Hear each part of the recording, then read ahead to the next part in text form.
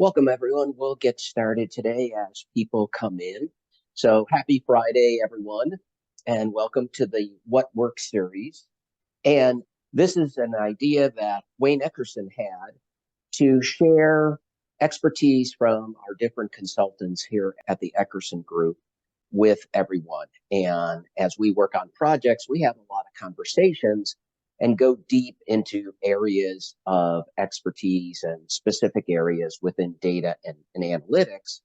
And he had a great idea to, well, why don't we open up these conversations and let other people join in, enjoy them also. So that's what these are about. The first one started on October 20th, and we've had three so far. And today we have a real treat for you. We're flipping the script. So normally Wayne is the moderator, and one of our consultants makes the presentation and talks through the area of expertise. Well, today we have the pleasure of having Wayne talk about a topic that I can't wait to get into, and that is how data products, data fabric, and generative AI make self-service possible. So we've already had 3 sessions of the What Works series, as I talked about. Carlos Bossi talked about data architecture. Sean Hewitt talked about data governance. And last week, Josh Reed talked about data literacy and how to effectively launch that program. And in a couple of slides, we'll provide information that if you missed any of those, they're available on our website. And then next week, I will be presenting. So I'm Rich Fox, and I have the pleasure of moderating today with Wayne. And next week, I'll talk about how to put the business first to become a data-driven leader, because we work so much with data, and data is critically important. We can't do anything without data, but sometimes I think we lose focus that everything we do is for the business to drive business performance. So we'll be talking from a leadership perspective of how to really help drive business performance and help the business make faster and more effective decisions. So the one thing you'll note in the webinar today is that there are no sponsors. So this is just going to be a conversation between Wayne and I. There's no sponsors. So we wanted to just get deep into the content and provide you with as much information as we can. Also, this is going to be a conversation. So we will be stopping after each slide. I'll be asking Wayne either questions or to expand on what's on the slide. And if you've got any questions, put them in the chat as we go. You don't have to wait until the end for the Q&A, and we'll be addressing those questions as we go through the discussion. So a little bit about the Eckerson Group and what makes us different. So I've been doing data and analytics for 25 years. I've either worked at companies or I've been a consultant. And as I got to know the Eckerson Group and Wayne more, it was a group that I wanted to work with, because we only have senior consultants. We all have over 20 years of experience. So that's one of the things that makes us significantly different. All we do is data analytics. And something that we're proud of and we think we do a good job at is that we listen carefully and we work closely with our clients in a collaborative fashion. So we don't use boilerplate templates. Every project is different. Every solution and recommendations are specifically tailored to that company's needs at their point in their life cycle and where they are in their data and analytics strategy and in their roadmap. So some of the areas that we focus in are on the left there, and the What Works series is touching on a lot of these. And some of our senior consultants are listed there on the slide. Many of them have been in the What Works series. And as I mentioned on the previous slide, we have a lot of years of experience. Each one of us have 20 to 25 plus years of experience in data analytics, which makes it a lot of fun for somebody like me to be working with senior people like this. And here are some of the companies that we've recently worked with, and they're large and they're small. They're public as well as private. We've worked with universities as well as government agencies in a lot of different industries and a lot of different verticals, which I think I've always found that as a consultant, what makes you a better practitioner is to work in multiple industries with different companies and learn best practices so then you can share them with other organizations in either the same industry or in another industry. So probably everybody knows Wayne. Wayne's been around a long time. I've been thrilled to be able to work with him and have the opportunity to pick his brain on all of his knowledge in the data and analytics space. He has authored hundreds of articles and reports, and he has written two books. And one of his books, Performance Dashboards, if you have not read it, you should purchase it right after the webinar. Don't do it now. Pay attention to what we're talking about. But it is one of my two favorite dashboard books. And out of it comes the MAD approach to dashboard design, which stands for Monitor, Analyze, and Drill to Detail. I use it every week. I think it's one of the best things I've ever learned about design of analytical solutions. So if you haven't read Performance Dashboards, make sure you pick that up. And like I said earlier, our topic today is how data products, data fabric, and generative AI make self-service possible. And when I got into data and analytics and BI 25 years ago, I thought one of the really powerful things was self-service. Let the end user, the business person, take care of themselves and find their own answers leveraging data. And we've all done it or tried to do it, but we've all found out that it's not as easy as it sounds. And actually, it can be quite challenging to do it right. And today, we're going to talk about not only that, but how data products, data fabric, and generative AI can help make it more effective. So, Wayne, it's my pleasure to go through this with you, and off to you to go through the content. Yeah, thanks, Rich. Thanks for the very nice intro. I'm glad you're still using the MAD framework. It's actually a framework that can be applied to almost any area of your life, not just technology, because it's basically a layered delivery of information, parsing it out in a way that makes it much more digestible for users to consume. Now, I use it when I write, right? So, but anyway, I just want to re-emphasize what Rich said, that this is a conversation. You know, generally I'm plugging or interviewing our consultants all the time, trying to understand what they know. And we're just turning this inside and out. And most excitedly, we want to bring you into the conversation. So if you have questions or just comments, just plug them into the Q&A module, and Rich will insert them into the discussion at the appropriate time.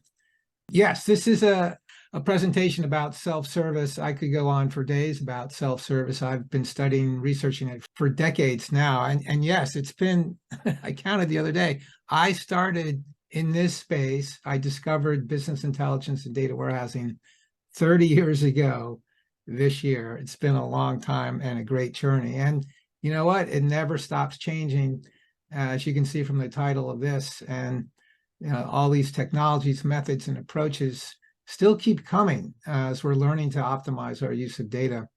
And actually, you could throw data mesh into the title too, because I'm going to talk about it as well. But I think of the three main challenges that we as data professionals encounter and are trying to address. And if we see, and if we address them, we're successful. That's data quality, it's data bottlenecks, which is self-service, and it's data sharing. And we're going to talk about the latter two today, self-service, which is the way to get around your bottleneck, and data sharing, which is a technique as well to address the bottleneck plus other issues. But self-service is really hard. You know, back in the early days of self-service, we thought all you had to do was give users one of these newfangled visualization tools, and they would just be empowered. And what we found was a handful of people took those tools and created an inordinate amount of reports that were variations on the same theme. And that created a lot of confusion about which was the right report, which was the wrong report. How come these reports don't add up? And the vast majority of users took those visualization tools and didn't know what to do with them.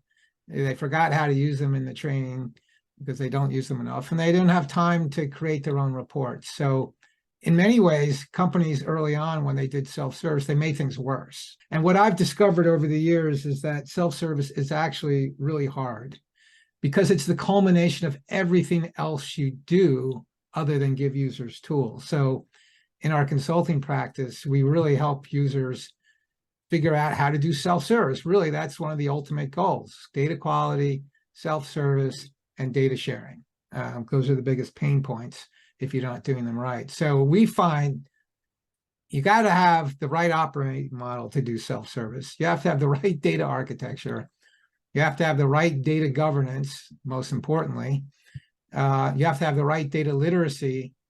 You have to have the right project intake, triage, and transparency and development.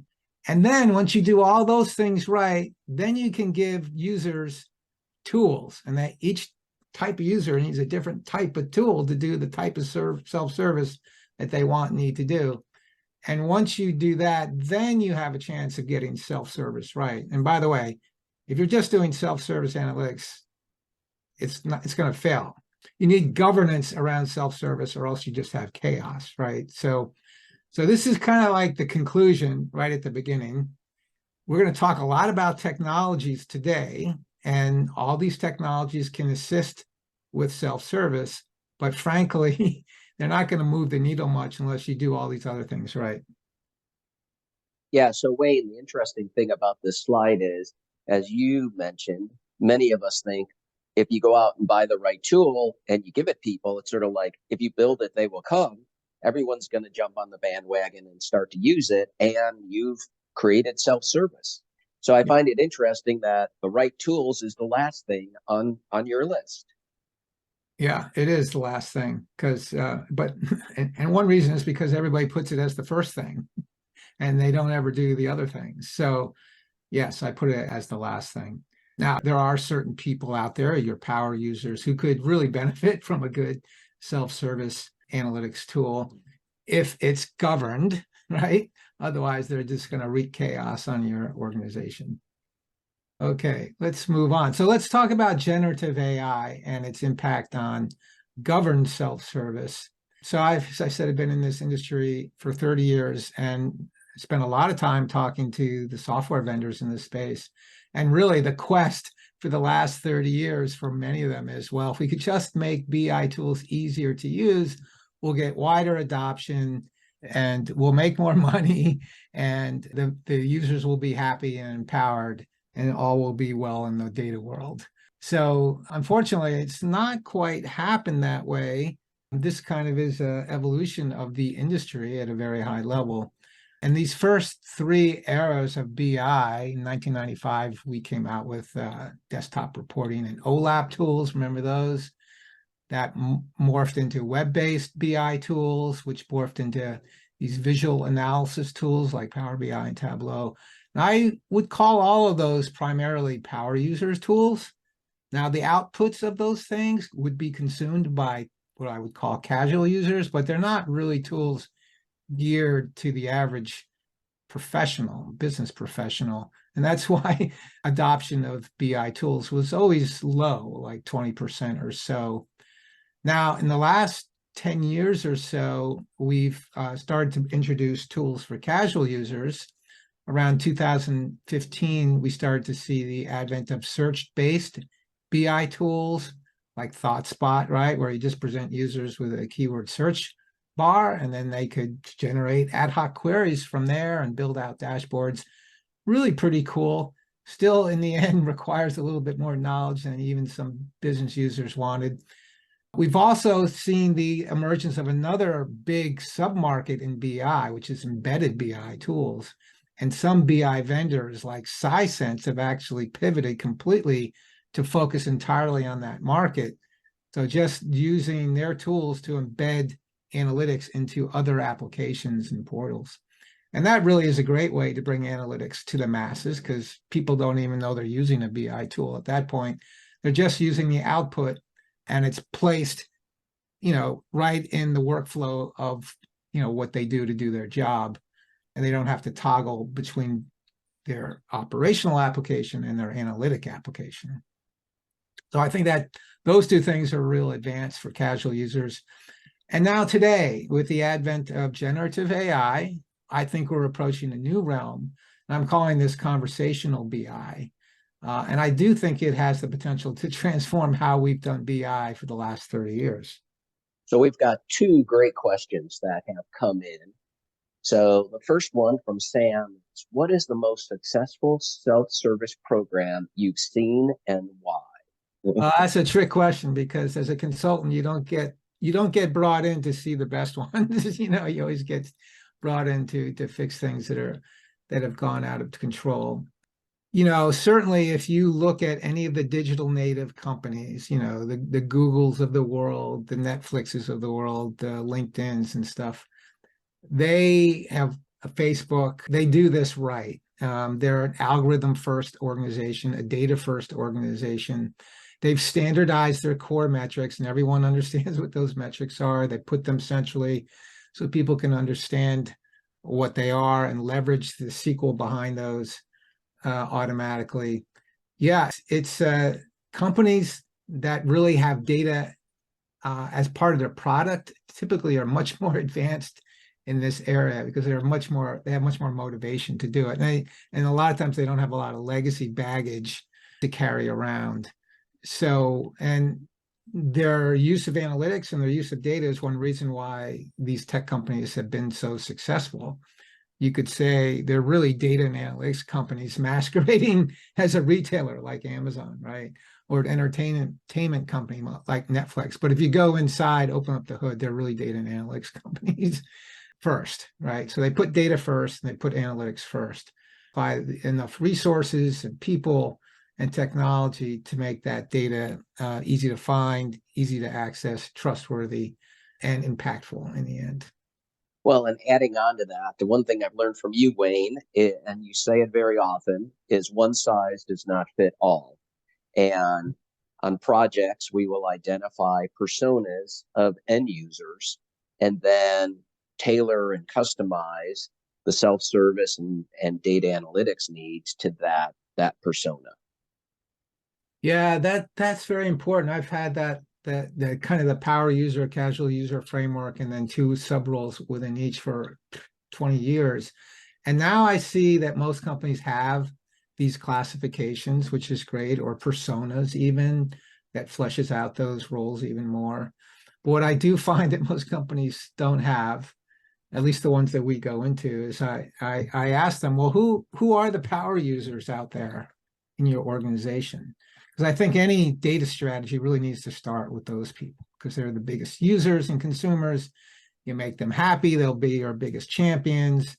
If you don't make them happy, they'll sabotage you at every turn, right? So plus they can help steer you to what the real use cases are that will deliver business value. So I do find a lot of companies don't have knowledge of who those people are out in the field, and that's a big miss. Well, and it's also how it is designed. There's a lot of good tools out there. And if you look at the Gartner Magic Quadrant, Power BI and Tableau are both in the Magic Quadrant, and they're both great tools. Some people like one, some people like the other. I use both of them every day. They're both really good. But I've talked to some people where they'll say, oh, my company has Tableau or has Power BI or has this or has that. And it's not very good. And it's not because the software is not very good. It's because the design and the deployment and how things are being delivered to the end user has not been properly designed for that user and what their needs are. So there's a lot of good tools out there. The design is much more important than the tool, though. Yeah, so that could be a miss on both ends, right? You supply the wrong tool to the wrong user, or the wrong configuration of a tool to the wrong user, and the user thinks the tool doesn't work, right?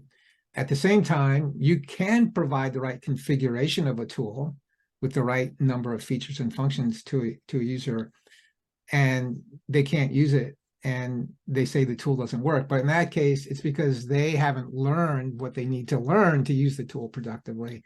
So there could be a mismatch could be on either side of that equation. So let's talk about Gen AI and this conversational BI. So, when we go in, we talk to a lot of business users when we're doing data strategy projects. And the litany of what we hear is usually the same. Can't find the data. When I do find it, I don't trust it. When I trust it, I want to go access it. I can't. But typically, because of those frustrations, and because really they're not paid to manipulate data on a day-to-day basis, they have a other job to do, right? They just want to use data to do their actual job. What they'd rather do with data and how they would ideally want to interact with it, in my humble opinion, is they'd rather just pick up a phone and call a data analyst, right? Call the data expert and think and see what they are seeing in the data. So put something in the comment if you disagree with that. But, the majority, 50, 60% of the users, if they had their druthers, they'd rather talk to somebody and have a conversation.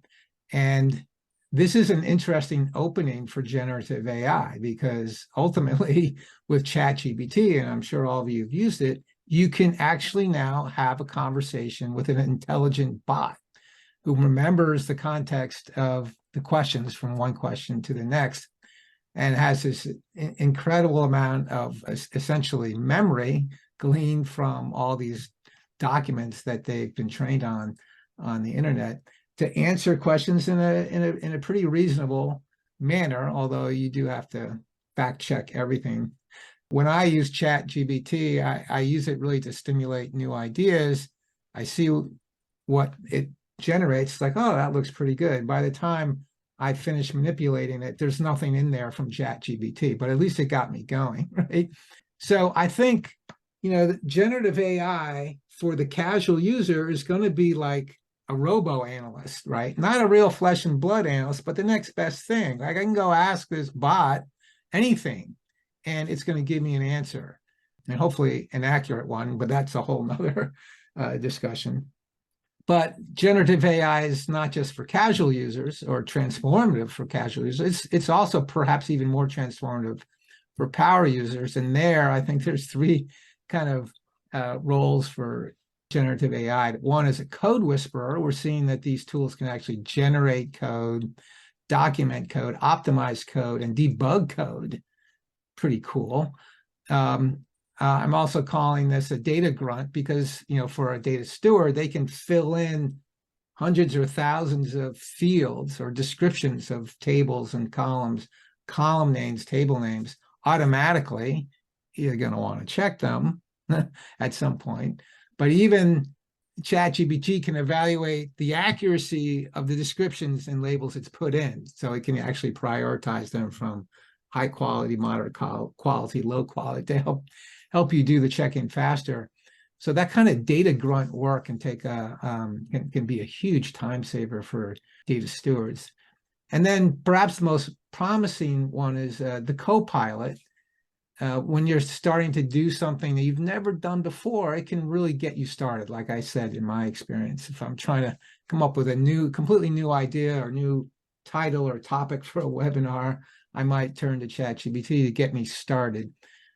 So for a developer who's like trying to build a customer 360 application and has never done it before, you can ask, ChatGPT, and they'll give you an answer, or any of the other generative AI tools. So we've got another great question, Wayne, that Yeah. just came in. What forms of governance do you see needed as generative AI becomes part of the day-to-day business processes, as AI models at times can create a bad or wrong answer, but the answers are accepted as right?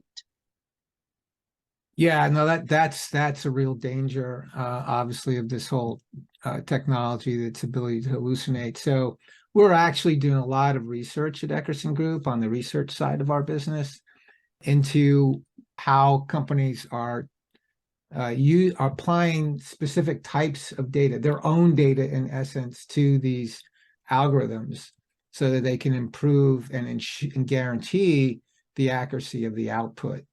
So you'll see research from us in this coming year about vector databases as a way to store, document data that you want to feed into generative AI algorithms. And then we're going to talk about the pipelines to populate the vector databases. And, so we're starting to see a whole new layer of data management coming in as a result of generative AI. So for any data leader, you're going to need to know, the ins and outs of these new types of data management tools for Gen AI. And Kevin Petrie on our research team is doing a lot of that work. There's a couple of techniques. I'm going to forget it now. RAG. I can't remember what that stands for. It's basically when you insert the data at the time of the prompts, not even in a vector database, which is a big investment. But you can steer the prompt in the right direction by prompting it or priming it with your own accurate data. And that's what it builds its response on. And another question that has come in, great slides on self-service BI. With conversational BI, do you see it coming from existing vendors, which will transition to it, or from new players that are bringing a new revolution to the market? Oh, that's a good question. I haven't seen any new players. I don't doubt that they'll come out. I hope they do. Every existing BI player, and frankly, BI's commoditized in the last 5 years. We now have Power BI and Tableau, and everyone else is looking for a safe shelter, whether it's embedded BI, search BI, or something else. And this now is table stakes to add generative AI to make the tools much easier to use. And finally, in fact, generative AI for every BI tool, there's been this slow move towards natural language querying. And ThoughtSpot was the first one, even though it kind of was billed as natural language querying. It was actually keyword querying. Tools like Tellius actually had natural language querying. Prometheum had it. But now everyone else, through integration of Chat GPT or generative AI tools, technologies, will be able to offer that natural language query, which should make BI tools more pervasive and easier to use for the masses. But I do think this whole notion of conversational BI changes the whole way users use BI and probably a lot of other types of tools as well.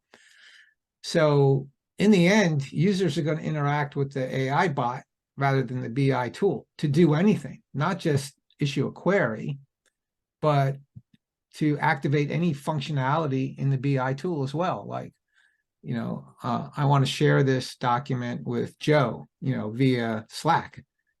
Please set that up for me, or set up an alert for me on this metric using a moving average for the last 3 months, and send any alerts to me via, my email. You're going to have that conversation with your bot, and they'll set it up and do it.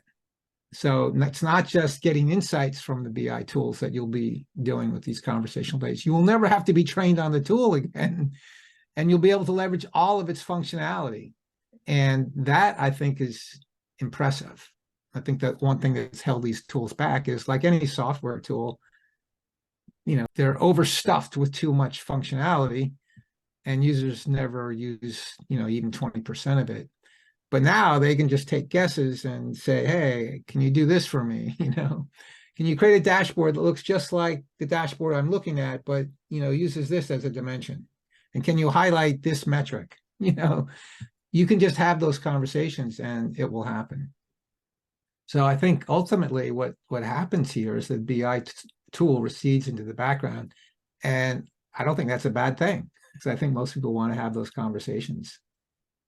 Yeah, I think this will help a lot of casual users, because I think you're right, Wayne. Unfortunately, a lot of end users who are your casual users, they can get lost in the BI tool. And yeah, as developers, we want to make them very robust. And make the dimensional framework very robust with lots of dimensions and lots of metrics so that they can do analytics and root cause analysis. But on the flip side, they end up getting lost in that. So I think this is going to be very interesting to see how Gen AI develops and moves forward in BI Yeah. tools. Yeah, absolutely. So this slide is really a summary of a lot of the examples I've mentioned. One I didn't was number 6 under casual user. These tools might be really good at explaining what a predictive model is and what story it's trying to tell you. Most people don't know how to read a predictive model or any kind of analytical model. And the NLG tools today just don't do the models justice. So I think that would be an interesting use case for this technology as well. Another good question come in, Wayne. Okay. So he says, these tools have great promise, but in my experience, take a tremendous amount of development behind the scenes to be effective. How do these tools help the people who are doing the implementation and development work? Yeah, I'm wondering if he means the Gen AI tools or the BI tools. I'm not sure this answers the question, but someone quipped the other day that English is the new dominant programming language, that we're all going to have to be experts in prompting the Gen AI engines. So that answer that, Rich, or do you have another perspective on that? Well, I think on your previous slide, you had 3 areas there that Gen AI could help with power users. Yeah, that one right there, the Code Whisperer, Data Grunt, and Copilot. So I think a lot of focus has been on how Gen AI can help the end user and the casual user because there's so many of those in organizations, and that gets a lot of the attention. But as you talked about during this slide, is that there's a lot of ways that it could help the power users and the developers. Yeah, actually, I think that developers are going to be using this a lot. Yeah, because it can help generate code, check your code, debug it, document it. Who has time to document their code, right? And optimize it, make it better than it already is. That's pretty powerful stuff. So, there's something for everybody here, I think is the answer. So one more question on Gen AI, which is another good one. How does Gen AI change how BI is consumed? Does it change the emphasis from data visualization to data verbalization? Data what? Data verbalization, if I Data could say that. verbalization. It's a mouthful. No, I don't think so. I think you'll, at least for the foreseeable future, it'll still generate the same BI output, charts, tables, dashboards, and things like that. But it is interesting. I actually haven't heard a lot of, text to audio in the talked about or done in the relationship to these Gen AI tools. I'm sure that will come because we're obviously speaking. Well, actually, we haven't heard, I didn't see many examples of you speaking as a prompt into Gen AI, but obviously that's pretty easy to do. So, and then the reverse, I haven't seen either, but I suspect that will happen as well. And probably you in the audience have seen this. I just haven't happened to.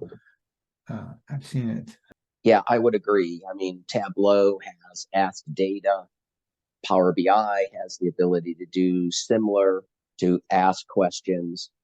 IBM with Watson Analytics was doing this over 10 years ago. I was fortunate to be on the beta team of Watson Analytics.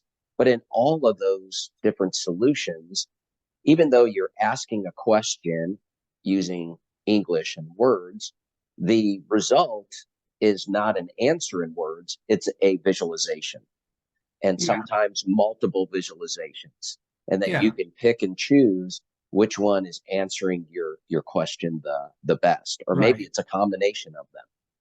Yeah. Well, I can see use cases where you're driving in a car and you don't want to see anything. You want to just have it be read to you. So I think that was the question. But anyway, let's move on. We only have 20 minutes. We should get through the slides in the next 20 minutes, and we can keep answering questions for as long as we need to after that. So let's move on to data products and its impact on self-service. Obviously, I think from our discussion of Gen AI, that's going to have a huge impact on self-service, really empower people to be more productive with data. With data products, I think maybe less of an impact, but it's making huge waves right now in the industry. And a lot of it's because no one knows what a data product is, right? And, is it these things or something else? If it's these things, then why are we calling them data products now instead of, something else? Is a data product just a data asset done right? And why are we calling it a product, like something you'd buy in a store? So I thought a little bit about this, and I have a kind of a orthogonal definition that I'm not sure everyone agrees with, but I think a data product is a data asset that has all the characteristics of something that can be bought and sold in a store, or just bought and sold by people you don't know. In other words, it's kind of transactional. It's a data asset that's designed to be transactional and automated. And it's really a subset of data assets. It's made up of data assets, but it's not all of your data assets. It's the assets that have been packaged and productized for consumption by others because other people want them and want to use them for whatever reason. So I think a data product is packaged. Basically, it's got all the metadata someone needs to evaluate it thoroughly so they can decide whether they want to, quote unquote, buy it or download it. It's governed. In other words, someone has ensured that it's delivering what is promised, right? And a lot of people are talking about contracts now as part of a data product. And I think that's a great thing. It's not just service level agreements, but it's real contracts that, we promise to deliver this product at this time, in this place, through this channel, in this format, with this level of quality, right? That's a contract. I don't know what happens if you violate the contract. I haven't seen the repercussions yet of those things, but that should be there as well. And then I think the one thing that I think is pretty pivotal is that, like any other product or most products, it's found in a store, in our case, a digital store, or what we're calling a data store, or data sharing platform, or data product platform, or internal marketplace. Okay, we haven't really decided on which term is best. I'd love for you to tell me what term you like. But I do think this is the missing piece in like the data mesh methodology, which calls for domains to generate data products. But all right, that's great. Are you, domain, just going to consume your own data products? Probably, because you're designing them for yourself first and foremost. But the idea is that other domains can consume those products as well. Okay, well, how are they going to find them? How are they going to evaluate them? How are they going to get access to them in a way they don't have to wait weeks and weeks and weeks? That's the other thing. When we go into companies, I always see this data sharing pain out there. There's some users who are waiting weeks and weeks to get permission to access data, typically the data scientists. And then there's some business users who are sitting on a database. Maybe it's their own database or it's their departmental operational system, and they're overwhelmed with requests to access that data. So there's this huge pain point, and people don't realize, I think, they're in pain and there's a solution. It's called what I'm calling a data sharing platform right now. It's an emerging technology. A lot of companies are just building these things themselves right now. But ultimately, it facilitates data sharing, which facilitates self-service. So I think this is one of the three key ingredients of a self-service strategy. So what does a data sharing platform do? It's kind of like, just think like Amazon Data Marketplace, but done internally, right? It's a platform that makes it easy for data producers and data consumers to exchange data products in a frictionless, automated way, right? Automated. I like to put the emphasis on automated. I don't like this provisioning where you have to ask permission and then wait for weeks and weeks, right? I think that's not a great solution. So be on the lookout for these data sharing platforms. And Rich, I'm just going to go through these data product slides and then we'll take questions because otherwise we'll never finish.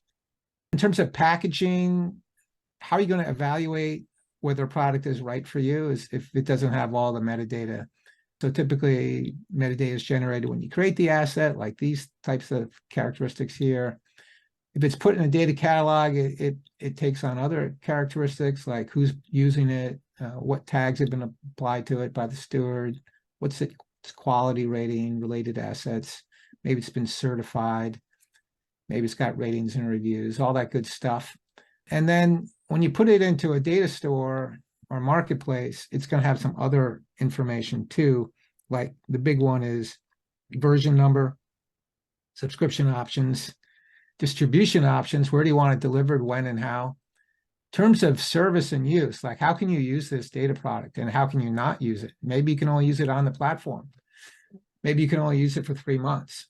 Maybe you can never use it in a commercial product, things like that. There's also going to be perhaps pricing or chargeback costs if that's applicable. Oftentimes it's not. And the big thing is who can access it? Who can actually see it in the product library, product store? Who can subscribe to it and under what conditions? So, if you're going to have a product, you need to have all the information about the product so people can evaluate whether they want it or not. So that's the key part of the definition. And then, I think a lot of people are calling assets products because they think if I just call it a product, then it's going to be trustworthy. Now, as I had at the outset, data quality, generating trustworthy data is one of the key challenges that we face as data leaders, one of the 3 key challenges. But the problem, the big challenge with data products is, or any kind of data asset, is really the governance around them. So if you're going to go down the data product route, you need a product team that acts like a product team. And they need to put their proposals for products through a product review board. There's got to be some measure of outcomes and upsides. If that's approved, then it goes to a development team to build. When it's built, it goes through a technical review board to make sure it's delivering as promised. And if it passes that, then it goes and is published to a data marketplace, data store, used, and that usage is then fed back to the product team who can continue to optimize the product. So unlike a lot of data solutions that have been built in the past, which have been project-oriented, a data product is something more like a program that is continuous and it has a life cycle, and the product team stays in place and continues to optimize that product until it's finished its life cycle. Technical teams need to keep monitoring the technical underpinnings of that product to make sure it's operating as desired. So this is a tall task, and a lot of companies who implemented products are still trying to figure this out. Yeah, so I'll stop there. Yeah, so we've had some questions coming in on data products. This has got many people interested in this, and it's a fascinating area. So one of the questions is, and this came in as you were just starting, is what exactly is a data product? How do I start creating such a thing for BI to consume? I don't want to lose that part of the conversation. So I think your slides and discussion probably answered that. Do you have anything else to add, Wayne? Yeah, the big, we're actually running a survey on this now to understand what people are defining as data products. We did a LinkedIn poll, and 54% of the respondents said they're doing data products. I'm like, how could that be? That seems really high. So the next obvious question is, well, what do they consider a data product? Is it just a data asset done better? I think it's a little bit more than that, obviously, from my definition. But the big thing that people say is a challenge is creating a product mindset. Most organizations sell products and they have product teams and product managers and product owners and product marketers, but not in IT, not in data. And we just don't have that sensibility in our space or that experience of what it's like to be running a product rather than a project. So that cultural change, I think, is the biggest obstacle, and getting executives to understand they need to continuously fund products as opposed to funding them based on projects is another huge obstacle. So if you can see your way through those 2 things, then I think you're well on your way to successfully implementing data products. But just calling a data asset a data product because you put it in a catalog and someone looked at it to see if it was right, I don't think qualifies as a data product. I mean, ultimately, a data product, it came out of the external sphere, right, where people are actually selling data products for money. But and we don't do that internally, but still, people around the organization typically have need for the data that's produced in various domains. And we don't really want to spend a lot of time meeting those needs manually. We want to do it in a way that can be automated. So if you have those needs and those interests and product mindset, then I think you can do this. So a couple of more good questions from one attendee, and I'm just going to combine them. How is it decided how broad a data product is? So for example, when does a data product get split into two separate products or multiple products? And adding on to that, is a data product a data set, or can it actually be a pre-built visualization of data? Yeah, I mean, the answer is it can be anything, right? It's anything that people out there want to consume. And, you know, I'm tempted to say a mass market for this thing, right? So if enough people want to consume this, whatever it is, a dashboard, or maybe it's just a data set, maybe it's just a SQL query representing a metric, right? Or a machine learning model, whatever the asset is, or even combination of assets, once you package it up and automate the access and delivery of it, that's a product, right? So I don't think the content defines the product. I think how it's packaged and consumed and delivered defines the product. So there are a couple of more questions, but why don't we wrap up your final section of slides to Okay. get through them before the top of the hour, Yeah. and then we can go back to the questions because Yeah. this last section helps pull it all together. Yeah. And we'll stay as long as you guys want and keep answering all the questions. All right. So data fabric, data mesh, how does that affect self-service? Again, the historical perspective from an architecture perspective, what have we done for the last 40 years? Data management has gone from operational reporting to data warehousing to big data to now data mesh, data fabric. Now, those first three generations were very IT driven and very much centralized models of data management. Whereas the new models, data mesh and data fabric, are not IT driven, they're business driven, they're not centralized, they're decentralized. And part of this, especially with the mesh, was a reaction to all the problems of these centralized models, right? So operational reporting was too limited. You could only get data from one system at a time.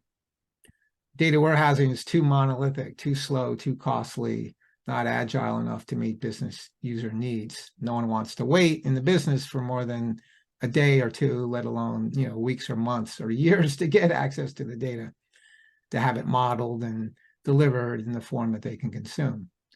And data lakes was designed for really data scientists to just go get the big blocks of data they want to train models. But in the end, it was pretty unusable because the data was completely just ungoverned. It was just flushed in and, it was a free for all. So, these are the downsides to these models. There are upsides, but, when people get confronted with too much pain, they look for an alternative.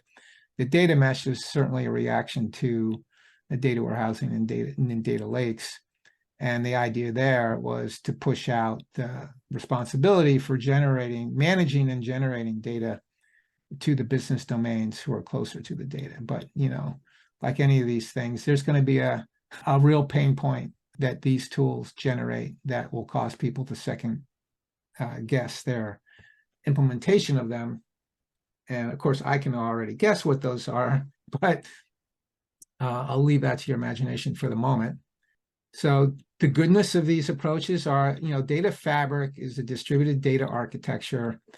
And in the end, it provides a single view across all of your data, no matter where it's located. So we're in this day and age where no one can put all their data into a warehouse or even a lake. Everything is distributed. We need a logical architecture, as Gartner used to call it. So we just leave the data where it is and we'll go get it when we need it. So that's the real value of a data fabric, is you never move the data. You just go get it when you need it and you transform it and integrate it on the fly. Well, we all know the law of physics intervenes here, and that only works to a certain extent until you have to cache the data for performance reasons and you have to model the data in advance for usability reasons. In my opinion, the data fabrics are a great way to supplement a data warehouse or a data lake. They don't replace that. I wouldn't build your entire data architecture on a data fabric.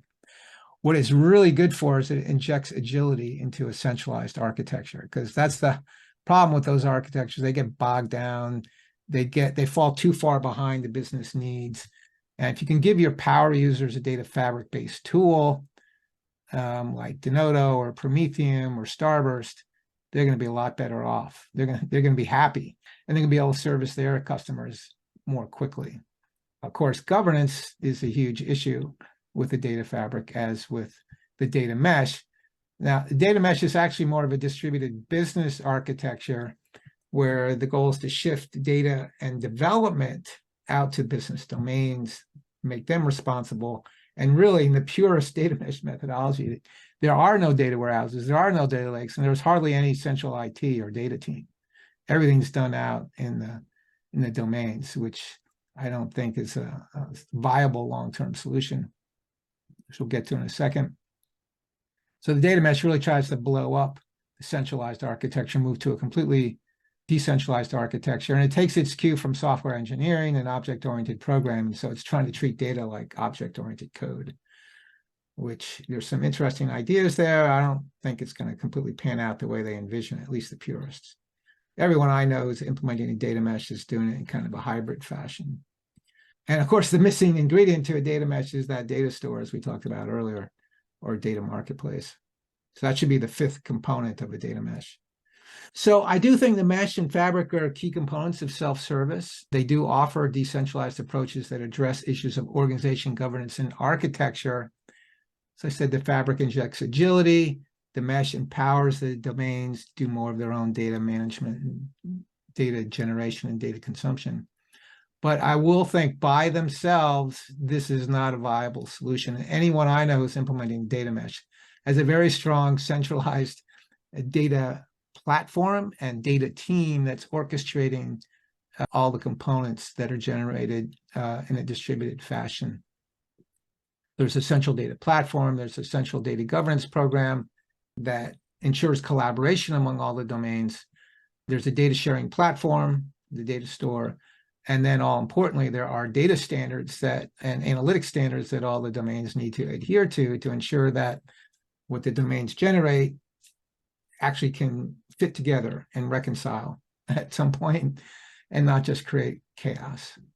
So ultimately, and I've been saying this for years, that the key way to deliver self-service, the best data architecture, the best operating model, is one that's federated between decentralized and centralized approaches. It doesn't mean cutting in the middle, doesn't mean doing one or the other. It means doing both at the same time and aligning them to get the best of both worlds and eliminate the downsides of each. All right, so let me stop there. We're right at the top of the hour, so that's good, because this is my final slide here, just a recap of what I said in the beginning. So why don't we go back to those questions? Sure, we've had some more come in. So, Wayne, any thoughts on how these tools will impact our development teams and how we should be thinking about reskilling our people and organizations? So I assume they're talking about data fabric and data mesh, right? Actually, this question came in a little bit earlier. So they might even been talking about data products and data stores. Yeah. Well, we talked about, the question we answered before was, how do you get started with data products? And my answer was, make sure you have the right product mindset in the organization. And I need to share products more, in an automated fashion across organizational boundaries. That's when you need the data products, right? And you want to do it in an automated fashion. So for data fabric and data mesh, I think most companies are actually in a data mesh of some sort right now, because the data is all over the place. Marketing typically has its own warehouse, whether it's in-house or outside the organization. Finance usually has its own database, analytical database of sorts. Operations oftentimes as well. And then a lot of companies are essentially a creation of multiple mergers and acquisitions. And so each company that gets acquired comes with its own analytical and data infrastructure. And I think actually those types of companies are best suited to the data mesh because they come with their own data teams and their own data infrastructure. And, instead of trying to force fit them into one centralized architecture, you kind of just build on what's already there. So that makes a lot of sense. You kind of have to know, with the data mesh, you have to take a good, long, hard look at your culture and your environment, your architectural environment. With the data fabric, yeah, everybody needs a data fabric because even if you have the most centralized environments, there's always going to be 10, 20, 30, 40% of your data that's somewhere else. And your power users are going to want to need it. There's no way you're going to stay a step ahead of your power users. You may give them a great dashboard, a great data mart, but they're going to hit the boundaries of that thing really quickly. So if you can give them a tool like a Prometheum that's kind of an all-in-one power user platform to go out and discover and find, discover, evaluate, join, prepare, even visualize the data, and then push it to wherever you want, whether it's Power BI or Tableau or some other database. That's a very powerful tool to kind of liberate and empower those power users to do what they were hired to do instead of wait around for someone to give them permission to access data, only to find out that data is not in the format they want or need, and then they spend another couple of weeks mashing it all together. So everyone needs a data fabric. There are certain companies who are better suited to a data mesh than others, as well as data products. So I think I'm kind of thinking here on the fly because it's a very provocative question, but fabric is a requirement, products and mesh optional based on type of company you are, type of environment you have. All right, good. So another question, what are good examples of organizations that have successfully implemented the federated approach that you described on the slide that was just prior to this one? Yeah, I have a memory like a sieve, so there are companies that have done this. And I'm always surprised when I go into companies and they actually talk like federation, right? That they are working hard to have a blend of both centralized and decentralized organizations that work together to deliver data solutions. I can't recall right now off the top of my head, just like with the self-service question, anyone in particular, but I'll keep thinking. Okay, and then another one on the data products is, are there aspects of a data product data asset management that could be an early implementation in a transformation to a product-based culture, and this would generate a win on their own? Yeah, creating the data products is not too dissimilar to like building out a data catalog. I'm surprised no one really actually asked that question. What's the difference between a catalog and a data store, for instance? In both cases, you have to package them with all the right metadata, right? And ideally, you govern all your assets, though in reality, companies have way too many assets to govern them all at the same level. With a product, you're going to want to govern that at a very high level, much higher than you would govern all of your assets, right? So metadata management would be a key starter point on the way to the data products, as well as data governance and governing and curating your assets. A data catalog is also kind of part way there. It can get you there. Yeah. So a lot of companies are implementing catalogs, and we get the question, what's the difference between a catalog and a internal marketplace or data sharing platform? And there are differences, even though there's a lot of similarities. You are cataloging things for consumption. You are packaging up metadata, but the catalog is really for discovering governance right now, whereas the data sharing platform really is for data sharing. Data catalog is for data analysts, stewards, and developers, although people push back on that. Data sharing platform really is for anyone inside or outside of your organization. Data catalog is really focused on assets. Data sharing platform is focused on products. Yeah, this is a big one, is data access, whereas a catalog is, usually they give you access to the metadata. If you want access to the actual data, you got to request it, which I don't like that. I think that should all be predefined as much as possible. And that's what a data sharing platform does. It makes you predefine who should access this product so that there's no friction when the exchange has to happen. And data sharing platform enables you to create subscriptions to the data products. The use cases are also pretty different. So these are more self-service and data governance use cases. These are more about collaboration and partnering and monetization.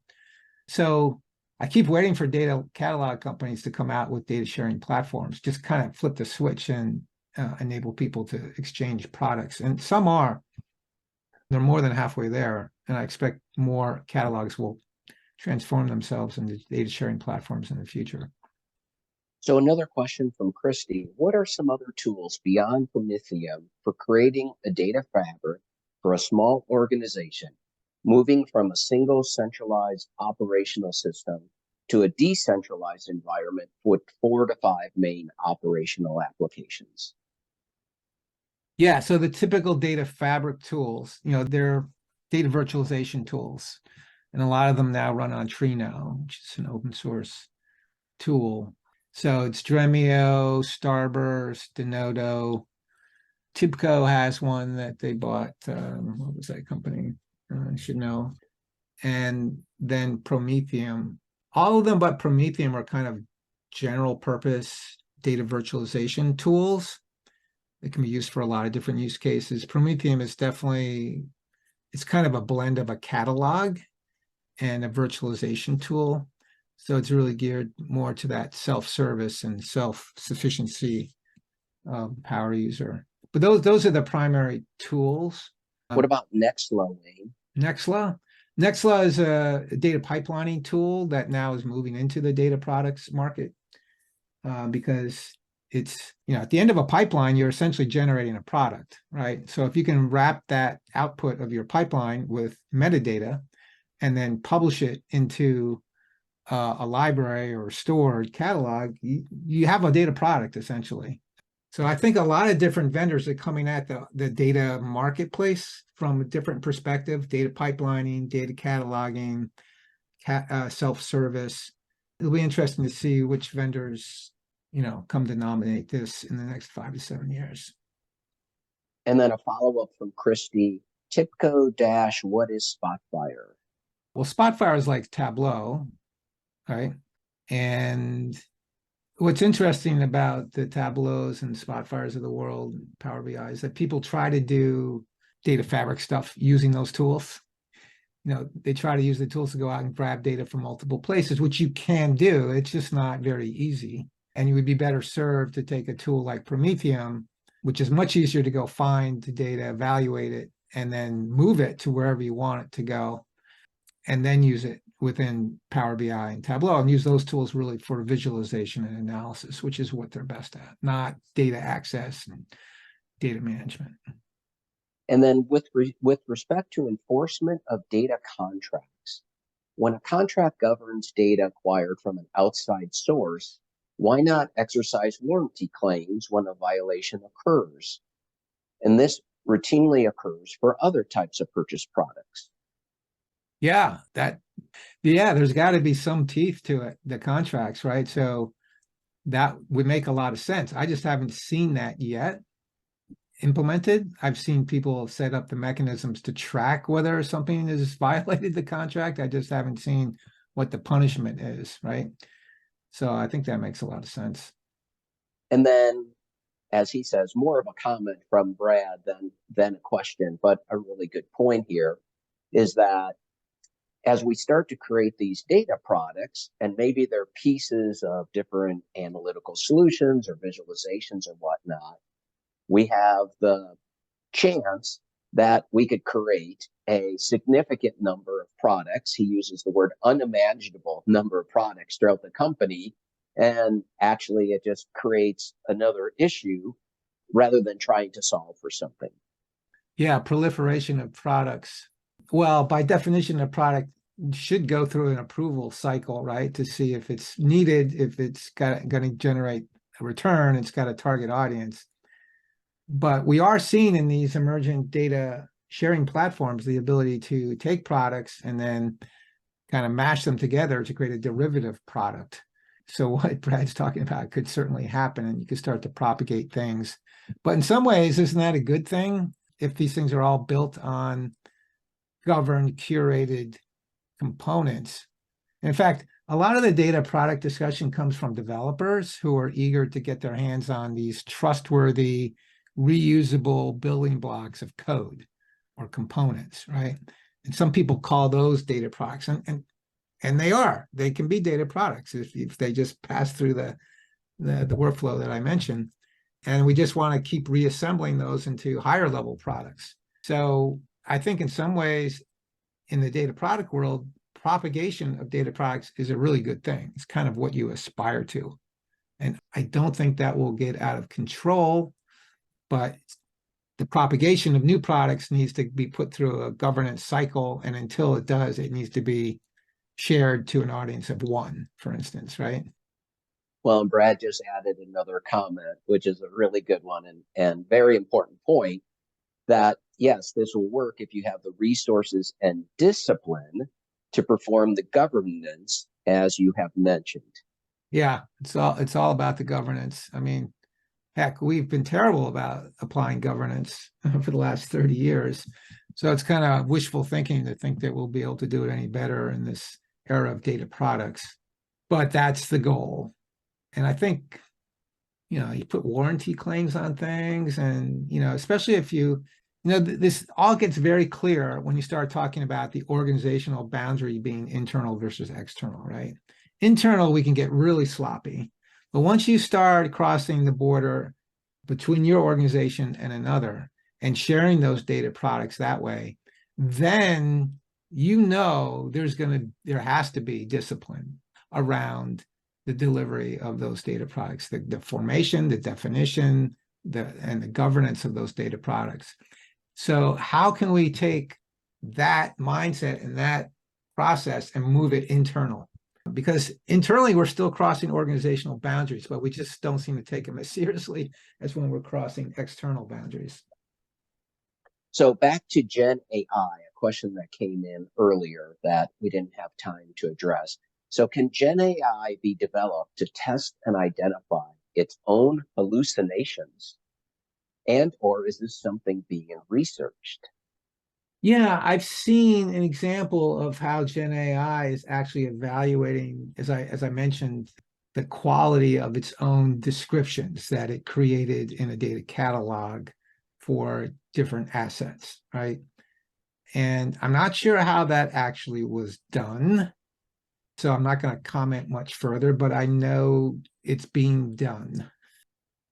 If someone has some insight to that, I would love to learn about it. And then just another comment from Brad as you were talking the last comments there, Wayne, is that one of his concern is that a lot of the deployment of these new products, new approaches, hinges on a practice that we haven't really done well in the past, which is the governance piece, Yeah. which goes back to the word that he used in his prior comment. I think a lot of it has to do with the discipline and understanding how valuable it is. I come from the business side of companies, not from the technical side, but I understand how critically important data quality is and having good, accurate, valid data, even though I'm not a technical person. So I think a lot of it goes back to what's really important and how can we provide value to our business. Yeah, I just keep thinking that I was just reading, finally actually opened the Q&A, and Brad's saying, yeah, this all hinges on a practice we've never really done before. But we do it when we cross those external boundaries, as I said, and we don't do it internally. So I'll have to think of a way to get that same level of urgency and discipline internally that we have externally. So the last question is one that came up earlier, and you said you were going to think about it to the end. So I'll repeat the question to see if you have any thoughts now. So he said, fair enough with the digital first companies being most successful at self-service, but can you identify the most successful non-digital native company for self-service BI programs and why? And notes that he's looking for inspiration. Well, Netflix, is that an entertainment company or a digital native? Stitch Fix, same thing. Is that a retailer or is that a digital first company? It's they're really both. And I know those two companies because I know the guy who ran data and analytics there, Eric Colson, and he was a big believer in self-service, almost to the point of being completely radical in that he believed everyone in the organization should be able to do everything from, ingesting data, modeling data, gathering requirements, building the visualization, and delivering it. So what he called a spanner. That was when he was at Netflix. Then he went to Stitch Fix and he had all his data scientists still build out business intelligence dashboards for people to use. So he was a big believer in everyone being able to do everything related to data. And of course, that required a certain caliber of person who had the interest and the skills to be able to do the full stack development. So that was an example where they made self-service a huge goal and they achieved it. But it took the right kind of people. It took the right kind of architecture. At the time, this was a while ago, they had data warehouses. I don't know what they're doing now. And they had data lakes. And couldn't tell you what the governance is at this point. It was a long time ago. But these came out of I wrote a book called Secrets of Analytical Leaders, Insights from Information Insiders. And a lot of those cases are examples of companies that I would say implemented self-service successfully. Yeah, all the guys I interviewed are now at different companies, but yeah, I would take a look at that book because every time I read through it now, I'm still learning stuff from it that I had forgotten. So Another good book of yours, Wayne. Well, that is all the questions. yeah, let's see, Kelly Blue Book, that was a great example. And just a final comment here from Sam. Thank you for all the answers and great conversation. Yeah, if you guys like this conversation, we'd love to have you spread the word so more people can benefit and more people can participate. So, Rich, do you want to close this down? So, like we said at the beginning, this What Works series has 5 sessions, and today was the 4th, and next week will be the last one. And we will go back to the normal script where Wayne will be the moderator and asking the questions, and I will be presenting. And like I said earlier, we'll be talking about how to really build the analytical solutions and data products and everything else we build to really help the business drive business performance forward and make faster and more effective decisions, which is the purpose of everything we do. It's like I tell people, it's called business analytics for a reason, because it's for the business. So that's our topic next week at the same time, next Friday. Please join us.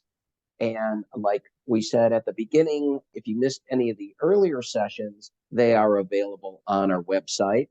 And anyone that registered for today will be receiving the slides and the recording sometime next week. So thank you all for attending and have a wonderful weekend.